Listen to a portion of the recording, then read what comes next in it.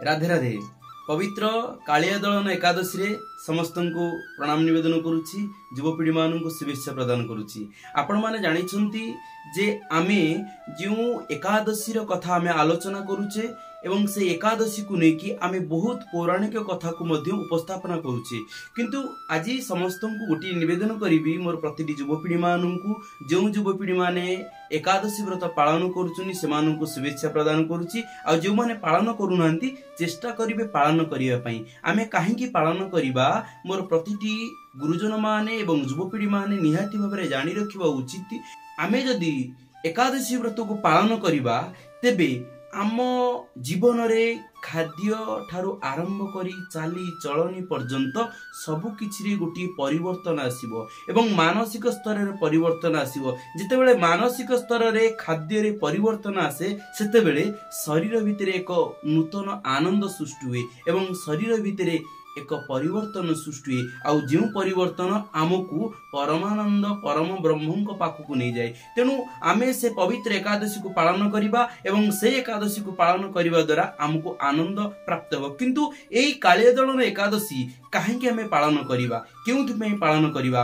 तेणु प्रतिटी एकादशी रे मो युवपीढ़ी माननकु मु नरहरि दासंक सहित मु आलोचना करे। काहेकि ना से कहिबे आमे सुनिबा। भागवत कहिचंदी ए जीव साधु संग बिनु लभी न पारे मोर तनु। तेणु करी आमे सेही भली जने बाबाजी ठारो आमे दिव्य कथामृत को श्रवण करिबा। गोटे कथा हला जे ए सेवक कार्यक्रम टिक व्यस्त रही जाईची, जहा फल रे कि तांको मु समय ठीक भाव रे देई पारिली नाही। तेणु करी मु तांका सहित जोगाजोग करूची। राधे राधे नरी भाई, प्रणाम निवेदन करुछि आपनकु जे आपण कालिया दलन एकादशी रे युवपीढ़ी मान को किछि सतसंगर किछि दिव्य कथा कहिले ए सेवक खुशी हबो। दलन एकादशी आज्ञा हां द्वापर जुग परे कालिया दलन एकादशी ता पूर्वरु थिला। आज्ञा ता पूर्वरु एकादशी इंद्रिय एकादशी बोली कहउले। आज्ञा इंदिरा हम कहउले इंदिरा बा इंद्रिय।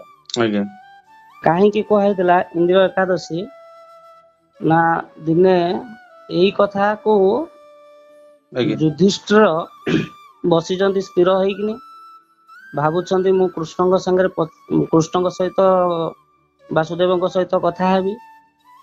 आज्ञा इंद्रिय एकादशी माने कोन आउ ताको किभली पालन करा जिवो तार लाभ कोन? आज्ञा एई कथा से भाबी भाबी स्थिर होई बसिचंती। आज्ञा वासुदेव भगवान वासुदेव आसिले। आसिला परे से माने युधिष्ठिर पचारिया पूर्वरु कृष्ण कहले तुमे जहा भाबुज मु जानुछि, तुमे सेतरे किछि भाबिबार बड़ कथा नाही।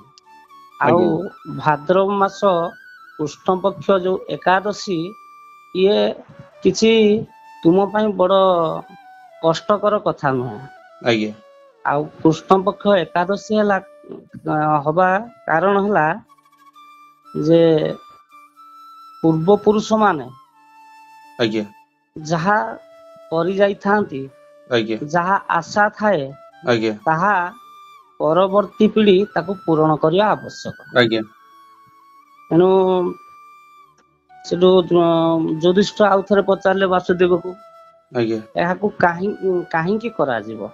श्री कृष्ण कहले एई पाई करा जीवो, तमर पूर्व पुरुष माने ए अछंती। आज्ञा ए जेते गुडे संसार भितरे जेते सबु वस्तु रहिछि, आज्ञा सबु सेई भगवानकर सेई गोटिए शक्ति रु आसीछि। आज्ञा हमें जेते सबु करूजे एइटा मु कर देइछि सेटा मु कर देइछि, ए जो अहम भाव रे करूजे जेते पुण्य हेले भी, आज्ञा जेते पुण्य काम कले भी मन भितरे गोटे किंतु रहे। आज्ञा जिए जेते बड़ साधक होंतु ना काहे कि मन भितरे केतेबेले किंतु टिके रहे। से किंतु गुड़िक थिबा पर्यंत तुम जेते पुण्य काम कले भी से गुड़िक किछि बाकिया है जा ठीक निर्दिष्ट जगह रे तुम पहुंची पारो ना। आज्ञा एई कथा गोटे पुराण जुगर कथा युधिष्ठिर को भगवान कृष्ण कहले सुनो पुराण जुगर गोटे कथा। सत्य जुगरे शत्रु दर्पासनी ଇନ୍ଦ୍ରେଶନ ଜଣେ ନାମକ ଜଣେ ରାଜା ଥିଲେ। ଆଜ୍ଞା ତାଙ୍କର ଯୋଉ ମାହିଷ୍ଟାତିପୁର ବୋଲି ଗୋଟେ ତାଙ୍କ ରାଜଧାନୀ ଥିଲା। ଆଜ୍ଞା ସେଇଠି ସଦା ସର୍ବଦା ଧର୍ମ କଥା ଆଲୋଚନା ହୁଏ। ଆଜ୍ଞା ଆଉ ଇନ୍ଦ୍ରସେନ ସିଏ ଥିଲେ ଜଣେ ବିଷ୍ଣୁ ଭକ୍ତି, ଆଜ୍ଞା ପ୍ରଚୁର ବିଷ୍ଣୁ ଭକ୍ତି। ଆଜ୍ଞା ଏତେ ବଡ ଭକ୍ତିରେ ସେ ପ୍ରାର୍ଥନା କରନ୍ତି ଯୋଉଟା କି ଦେବତା ମାନେ ତାଙ୍କ କଥା ଶୁଣନ୍ତି। ଆଜ୍ଞା ଦିନେ ସେଇ ରାଜଧାନୀରେ ବସି ସମସ୍ତଙ୍କୁ ଡକାଇ ବିଷ୍ଣୁଙ୍କ ଉପରେ ଆଲୋଚନା କରୁଥାନ୍ତି। ଆଜ୍ଞା ସେଇ ସମୟରେ ଜଣେ ନାରଦ ଆସି ପହଞ୍ଚିଲେ। ଆଜ୍ଞା ସେଇ ସମୟରେ ନାରଦ ଆସି ପହଞ୍ଚିଲା ପରେ କହିଲେ, ଦେଖିଲେ ରାଜା ସାଙ୍ଗେ ସାଙ୍ଗେ ଉଠି ପଇଲେ। ଆଜ୍ଞା ଉଠିକିନି କହିଲେ, ମହାରାଜ ଆଉ ମତେ ଏଠିକି ଆସିବାର କଣ କାରଣ ଆଉ ମତେ ଟିକେ ବୁଝ। ଆଜ୍ଞା ସିଏ ସେଠୁ ନାରଦ କହିଲେ ଆପଣଙ୍କର ବିଷ୍ଣୁ ଭକ୍ତରେ ଏତେ ବଡ ପ୍ରଘଟ ଅଛନ୍ତି, ମତେ ଆସିବାକୁ ବାଧ୍ୟ ହେଲି। ଆଜ୍ଞା ସିଏ ସେଠୁ କହିଲେ, ତାହେଲେ କଣ ମତେ ନିର୍ଦ୍ଦେଶ କିଛି ଦେଇକି ଯାଆନ୍ତୁ। ଆଜ୍ଞା ସିଏ କହିଲେ ମୁଁ ଯମପୁରଠୁ ଆରମ୍ଭ କରି ସବୁ ପୁର ବୁଲି ଆସିଛି। ଆଜ୍ଞା ଯମପୁରରେ ସତ୍ୟବାଦୀ ମାନେ ବହୁତ ବ୍ରତ ପାଳନ କରୁଛନ୍ତି। ଆଜ୍ଞା ଆଉ ତୁମ ପିତା ମଧ୍ୟ ସେଇଠି ରହିଛନ୍ତି। ଆଜ୍ଞା ମତେ ଦେଖିକିନି ତୁମ ପିତା ମତେ କହିଲେ ଯେ ମୋ ପୁତ୍ରକୁ ଯାଇ କୁହ ସ୍ୱର୍ଗବାସ ହେଇପାରୁନି। ଆଜ୍ଞା ସେଠୁ ରାଜା କହିଲେ, ଆଚ୍ଛା ସିଏ ତ ବହୁତ ମୋ ଠାରୁ ଆହୁରି ଭକ୍ତ ଥିଲେ, ଆହୁରି ବିଷ୍ଣୁ ପ୍ରିୟ ଥିଲେ, ତାଙ୍କର କେମିତି ଏମିତି ହେଲା? ସେ ଆଜ୍ଞା କହିଲେ ବହୁତ ପୁଣ୍ୟ କାମ କରିଛନ୍ତି। ଆଜ୍ଞା ଯେତେବେଳେ ଅଧିକରୁ ଅଧିକ ପୁଣ୍ୟ କାମ କରିଦେଇଛି, ତାଙ୍କ ଭିତରେ ଗୋଟେ କିନ୍ତୁ ସୃଷ୍ଟି ହେଲା ଆଜ୍ଞା ଯେ ମୁଁ ଏତେ ରାଜ୍ୟ ମାନେ ଅଛନ୍ତି, ସମସ୍ତଙ୍କ ଠାରୁ ମୁଁ ଅଧିକ ପୁଣ୍ୟ କରିପାରିଛି। ଆଜ୍ଞା ଏଇ କଥାରେ ସେ ମୃତ୍ୟୁ ବେଳକୁ ଏଇ କଥା ବେଶୀ ଭାବିଲେ। ଆଜ୍ଞା ଭାବି ଭାବିକିନି ତାଙ୍କର ମୃତ୍ୟୁବରଣ ହେଲା। ଆଜ୍ଞା ତେଣୁ ସିଏ ସ୍ୱର୍ଗ ଆରୋହଣ କରିବା କଥା, ଯେତିକି ସେ ପୁଣ୍ୟ କରିଛନ୍ତି ସ୍ୱର୍ଗ ଆରୋହଣ କରିବା କଥା, ଆଜ୍ଞା କିନ୍ତୁ ଏଇ କିନ୍ତୁ ସକାଶେ ସେ କରିପାରୁନାହାନ୍ତି। ଆଜ୍ଞା ତେଣୁ ତୁମେ ଆକୁ କେମିତି ସ୍ୱର୍ଗ ଆରୋହଣ କରିବେ ପିତା, ସେଇ ପାଇଁ ତମେ ଚିନ୍ତା କର। ଆଜ୍ଞା କାହିଁକି ନା ଆପଣଙ୍କର ଯେତେ ବିଘ୍ନ ଘଟୁଛି ସବୁ ବିଷ୍ଣୁ ପ୍ରିୟ ହେଇଛ, ବିଷ୍ଣୁ ପୂଜନ କରୁଛ, ଭକ୍ତ ହେଇଛ, କିନ୍ତୁ ଧର୍ମ ପାଳନ କରୁଛ, ସବୁ କରୁଛ, କିନ୍ତୁ ସବୁ ଜାଗାରେ ତମର ଟିକେ ଅନିଷ୍ଟ ଟିକେ ରହୁଛି। ଆଜ୍ଞା ଆଉ ତୁମ ପିତା ସ୍ୱର୍ଗ ଆରୋହଣ ନ କରିବା ପର୍ଯ୍ୟନ୍ତ ତୁମେ କୋଉ ଜାଗାକୁ ତୁମେ ଯାଇପାରିବ ନାହିଁ। ଆଜ୍ଞା ତମର ଠିକ ଭାବରେ କାମ ହେଇପାରିବ ନାହିଁ। ଆଜ୍ଞା ତେଣୁ ତାପରେ ସେ ପଚାରିଲେ, କଣ ତାହେଲେ କରିବାକୁ ପଡିବ? ଆଜ୍ଞା ସିଏ ସେଠୁ କହିଲେ ଆଗକୁ ଯୋଉ ଏକାଦଶୀ ପଡୁଛି, ଆଜ୍ଞା ଭାଦ୍ରବ ମାସ କୃଷ୍ଣ ପକ୍ଷ ଏକାଦଶୀ, ଆଜ୍ଞା ତାକୁ ଇନ୍ଦ୍ରିୟା ବ୍ରତ ପାଳନ କର। ଆଜ୍ଞା ଇନ୍ଦ୍ରିୟା ବ୍ରତ ପାଳନ କିଭଳି କରାଯିବ ଆଜ୍ଞା ନା, ତମେ ତ୍ରିସନ୍ଧ୍ୟା କର। ଆଜ୍ଞା ତ୍ରିସନ୍ଧ୍ୟା କର, ଉପବାସ କର, ଆଉ ଧର୍ମ କାମରେ ଅଧିକ ଦାନ ଦିଅ। ଆଜ୍ଞା ଦାନ କର, କଲେ ତୁମର ଏଇ ଏକାଦଶୀ ବ୍ରତଟି କଲେ ତୁମ ପିତା ସ୍ୱର୍ଗ ଆରୋହଣ କରିବେ। ତାପରେ ତୁମେ ଯେତେ ଧର୍ମ କାମ କରିବ ତାହା ତୁମ ପାଇଁ ପୁଣ୍ୟ ହେବ। ସେଠୁ ସେତେବେଳେ ସିଏ ଇନ୍ଦ୍ରସେନ ଯେତେବେଳେ ଏଇ ବ୍ରତଟି ପାଳନ କଲେ, ସେଇ ଦିନ ଠାରୁ ଇନ୍ଦ୍ରିୟା ବ୍ରତ ବୋଲି କୁହାଯାଗଲା। ଆଜ୍ଞା ଇଏ ହେଲା ଗୋଟେ ଉଦାହରଣ, ହଉଛି ଗୋଟେ ପୁରାଣ ଯୁଗର କଥା। ଆଜ୍ଞା ଆଉ କାଳିୟ ଦଳନ ଏକାଦଶୀ, ଆଜ୍ଞା ଯେତେବେଳେ ସର୍ପ ମାନଙ୍କୁ ଗରୁଡ ସବୁବେଳେ ମାନେ ଖାଇ ଦଉଥିଲେ, ଆଜ୍ଞା ସେତେବେଳେ ତାର କାଳିଅ କଣ କଲା, ସେ ଚିନ୍ତା କଲା ଯେ ମୁଁ ଏଇ ଛୁଆ ମାନଙ୍କୁ ମୋର କିଛି ନେଇକିନି ପଳେଇବି, ନହେଲେ ମୋ ବଂଶ ନଷ୍ଟ ହେଇଯିବ। ନିଶ୍ଚିତ। ସେ ଦେଖିଲା ବୁଲି ବୁଲି ବୁଲି ବୁଲି କୋଉ ଜାଗାରେ ସେ ଆଉ କରିପାରିଲେ ନାହିଁ। ଆଜ୍ଞା କୋଉ ଜାଗାରେ ସିଏ ରହିବାର ତାର ସ୍ଥିର ହେଇପାରିଲା ନାହିଁ। ଆଜ୍ଞା ସେଇଠୁ କାଳିଅ ଏକାଦଶୀ, ଏ ଯୋଉ କାଳିଅ କୁ ନେଇ ଗୋଟେ ହ୍ରଦ ଥିଲା, ଯମୁନାର ଗୋଟେ ହ୍ରଦ ଥିଲା। ସେଇ ଆଜ୍ଞା ହ୍ରଦରେ ରାଧା ସବୁବେଳେ କାନ୍ଦନ୍ତି। ହଁ କାନ୍ଦିକିନି ତାଙ୍କ ଆଖିର ଯୋଉ କଜଳ ଗୁଡିକ ସବୁ ବହି ଯାଇ ସେ ଜାଗାଟା କଳା ପଡି ଯାଇଛି। ଆଜ୍ଞା। ସେଇ ରାଧାଙ୍କର ଲୁହ ପାଖରେ ସୌରଭ ମୁନି ସେଠି ତପସ୍ୟା କରୁଥିଲେ। ଆଜ୍ଞା। ଇଏ କାଳିଅ ଦେଖିଲା ଯଦି ଏଇ ମୁନିଙ୍କ ପାଖରେ ଆଶ୍ରୟ ନେବି, ଆଜ୍ଞା।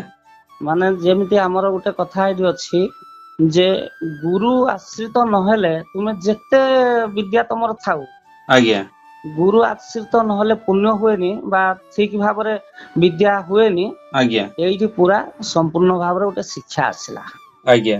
କାଳନ୍ଦୀ ସେଠୁ ସେ ସର୍ପ ଦେଖିଲେ ଯେ ଏଇଠି ମୁନି ଅଛନ୍ତି, ଆଙ୍କୁ ଗୁରୁ କରି ଆଜ୍ଞା। ଆଙ୍କୁ ଗୁରୁ କଲେ ଆଜ୍ଞା। ମତେ ସେ ବାଟ ବତେଇ ଦେବେ। ଆଜ୍ଞା। ସେଠୁ ଛୁଆ ପିଲା ଧରିକିନି ତାଙ୍କର ଗଲେ। ସୌରଭ ମୁନି ଧ୍ୟାନସ୍ଥ ବସିଛନ୍ତି, ସେତେବେଳେ ତାଙ୍କ ପାଖରେ ଶରଣ ଗଲେ। ଆଜ୍ଞା। ଯେତେବେଳେ ଶରଣ ଯାଇଛନ୍ତି, ଗରୁଡ ବୁଲି ବୁଲି ବୁଲି ବୁଲି ଆସିଲେ।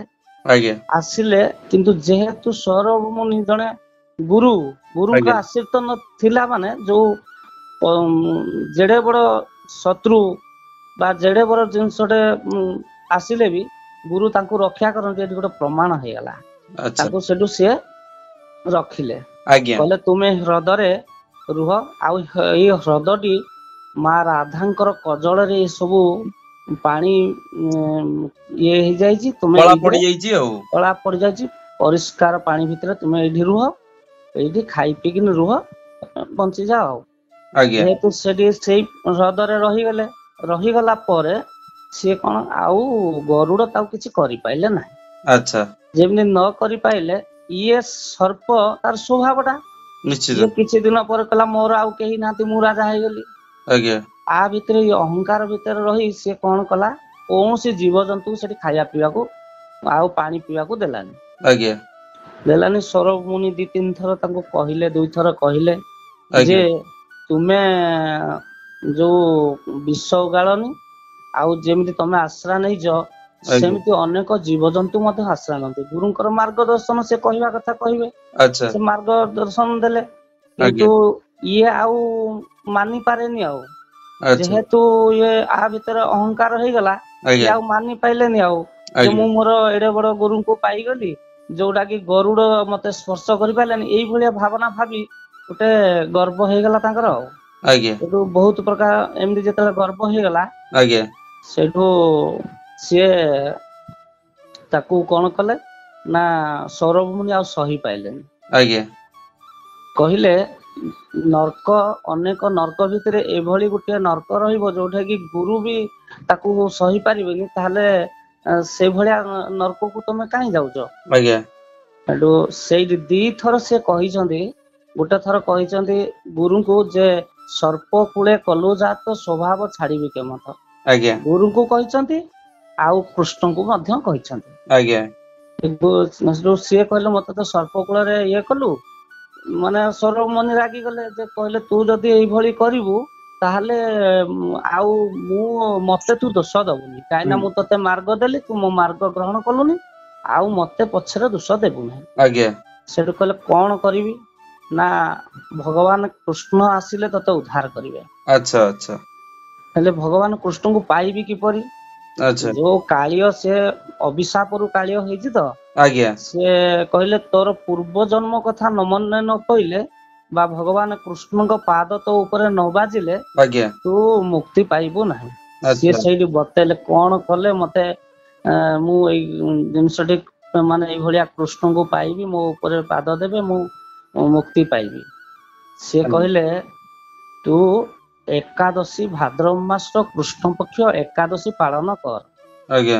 ସିଏ କହିଲେ କେମିତି ପାଳନ କରିବି ନା, ସେଇ ଦିନଟି ଉପାସନା ରହି ତୁ ମାନେ ଭଗବାନଙ୍କୁ ତୁ ଚିନ୍ତା କର। ଆଜ୍ଞା। ନା ମୋର ତ ଭଗବାନ ଆପଣ ଗୁରୁ, କାହିଁକିନା ଆଜ୍ଞା। ମତେ ଯେତେବେଳେ କେହି ଆଶ୍ରା ଦେଇନଥିଲେ ଆପଣ ହିଁ ଆଶ୍ରା ଦେଇଥିଲେ।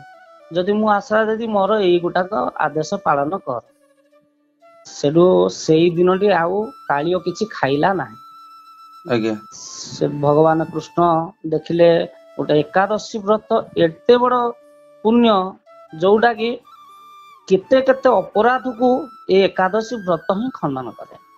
ଆଜ୍ଞା। ତାପରେ ଭଗବାନ କୃଷ୍ଣ ଏ ଏକାଦଶୀ ବ୍ରତ ପରେ ତାକୁ ଭଗବାନ କୃଷ୍ଣ ତା ମୁଣ୍ଡରେ ପାଦ ଦେଲେ, ତାକୁ ପାଦ ଦେଇକିନି ତାକୁ କହିଲେ ତୁ ତୋର ତୁ ମରିବୁନି। ସେ କହିଲା ଯେ ମୋର ସଂସାର ଟିକେ ମୁଁ ବଞ୍ଚେଇଛି, ମତେ କେମିତି ବାଟ ଦେଖାଅ। ଏଠୁ ତାଙ୍କ ପାଦ ପଡୁ ପଡୁ ସେ ପୂର୍ବ ଜନ୍ମ କଥା ମନେ ପଇଲା। ପୂର୍ବ ଜନ୍ମ କଥା ମନେ ପଇଲା। ସେଠୁ ସେ କହିଲା ପ୍ରଭୁ ମତେ କେମିତି ଉଦ୍ଧାର ମୁଁ ହେବି, ମତେ ବାଟ ବତାଅ। ନା ତୁମେ ଯାଅ ସମୁଦ୍ରରେ ଆନନ୍ଦରେ ତମେ ରହିବ, ଆଉ ମୋ ଚିହ୍ନ ତମ ମୁଣ୍ଡରେ ରହିଲା, ତୋ ମୁଣ୍ଡରେ ରହିଲା, ତୁ ଯା ଆନନ୍ଦରେ ରହ। ଏଠି ଅନ୍ୟମାନେ ଏଠି ଜୀବଜନ୍ତୁ ମାନେ ପାଣି ପିଇବେ। ଆଉ ହେଲେ ଗୁରୁ ହେଲେ ମାର୍ଗଦର୍ଶକ। ଆଜ୍ଞା, ଭଗବାନ କୃଷ୍ଣ ସିଏ ଉଦ୍ଧାର କଲେ କେମିତି? ଗୁରୁଙ୍କର ଆଶ୍ରିତ ହେଲେ ଜଣେ ସେ ଭଗବାନଙ୍କୁ ପାଇବ ନିଶ୍ଚିତ ଭାବରେ। ତେବେ ଆମେ ନିଶ୍ଚିତ ଭାବରେ ଏଠି ଗୋଟିଏ କଥାକୁ ଜାଣିପାରିଲେ ଏବଂ ଆମର ପ୍ରତିଟି ଶ୍ରୋତା ମାନେ ଯୋଉମାନେ ଏକାଦଶୀ ବ୍ରତ ପାଳନ କରୁଛନ୍ତି, ସେ ଏକାଦଶୀ ବ୍ରତକୁ କିଭଳି ଭାବରେ ସରଳରେ ପାଳନ କରିପାରିବେ, ତାହା ଥିଲା ଏଇ ଗୋଟେ ସରଳ ମାର୍ଗ। ତତ୍ସହିତ ଆଗାମୀ ଯୁବପିଢି ମାନେ ମଧ୍ୟ ଏସବୁ କଥାକୁ ଜାଣିବା ଉଚିତ। ଯେତେବେଳେ ପର୍ଯ୍ୟନ୍ତ ଭାରତୀୟ ସଂସ୍କୃତିରେ, ଭାରତୀୟ ପରମ୍ପରାରେ ଯୁବପିଢି ମାନେ ତାଙ୍କ ସହିତ ଜଡିତ ନ ହେବେ, ସେତେବେଳେ ପର୍ଯ୍ୟନ୍ତ ଆଧ୍ୟାତ୍ମିକ ଚେତନା ଏବଂ ଆଧ୍ୟାତ୍ମିକତାର ଗୁରୁତ୍ୱ ବଢିବ ନାହିଁ। ତେଣୁକରି ମୁଁ ନରୀ ଭାଇଙ୍କୁ ପ୍ରଣାମ ନିବେଦନ କରୁଛି। ପୁଣି ଆପଣଙ୍କ ସହିତ ଆଗାମୀ ଏକାଦଶୀରେ ଆମେ ଆଲୋଚନା। ସମସ୍ତଙ୍କୁ ନିବେଦନ କରିବି ଏତିକି ଯେ ବର୍ତ୍ତମାନର ସମୟ ନୁହଁ ପରନିନ୍ଦା ପରଚର୍ଚ୍ଚା କରିବା ଏବଂ ଜିନ୍ଦାବାଦ ମୁର୍ଦାବାଦ କରିବାର ସମୟ ନୁହଁ। ବର୍ତ୍ତମାନର ସମୟ ହେଉଛି ଛୋଟ ଛୋଟ ପିଲାମାନଙ୍କୁ ଉତ୍ତମ ସଂସ୍କାର ଦେଇକି ଗଢିବା। ଯଦି ଆମେ ଏବେଠାରୁ ଛୋଟ ଛୋଟ ପିଲାମାନଙ୍କୁ ଆମେ ନ ଗଢିବା, ତେବେ ଆଗାମୀ ଦିନରେ ବଢିବ ବୃଦ୍ଧାଶ୍ରମ, ବଢିଯିବ ଏବଂ ବଢିଯିବ ମେଡିକାଲ ବଢିବ। ଆଉ ଗୋଟେ କଥା, ସବୁଠାରୁ ବଡ କଥା ହଉଛି ବାପା ମାଙ୍କ ଆଖିରେ ଲୁହ ମଧ୍ୟ ଗଡିବ। ତେଣୁକରି ସମସ୍ତଙ୍କୁ ଏତିକି ନିବେଦନ କରିବି, ନିଜ ନିଜ ପିଲାମାନଙ୍କୁ ସମୟ ଦିଅନ୍ତୁ। ଏବଂ ଆମେ ଯୋଉ ଯୁବ ସଂସ୍କାର କାର୍ଯ୍ୟକ୍ରମ କରୁଛୁ ବିଭିନ୍ନ ସ୍କୁଲ କଲେଜ ମାନଙ୍କରେ, ସେ କାର୍ଯ୍ୟକ୍ରମ କରିବାର ମୁଖ୍ୟ ଉଦ୍ଦେଶ୍ୟ ହଉଛି ଯେ ଆଗାମୀ ଭବିଷ୍ୟତ ଦାୟଦ ମାନଙ୍କୁ, ମାନେ ଦେଶର ମେରୁଦଣ୍ଡକୁ ଏବେଠାରୁ ଆମେ ଗଢିବାକୁ ପ୍ରଚେଷ୍ଟା କରୁଛୁ। ଆଉ ଆପଣ ମାନଙ୍କୁ ଏତିକି ପୁଣି ନିବେଦନ କରିବି ଯେ ଆପଣ ମାନେ ପିଲାମାନଙ୍କୁ ଯୋଗ ପ୍ରାଣାୟାମ ତତ୍ସହିତ ଉତ୍ତମ ସଂସ୍କାର ଦିଅନ୍ତୁ, ନଚେତ୍ ଆଗାମୀ ଭବିଷ୍ୟତ ଅନ୍ଧକାରମୟ।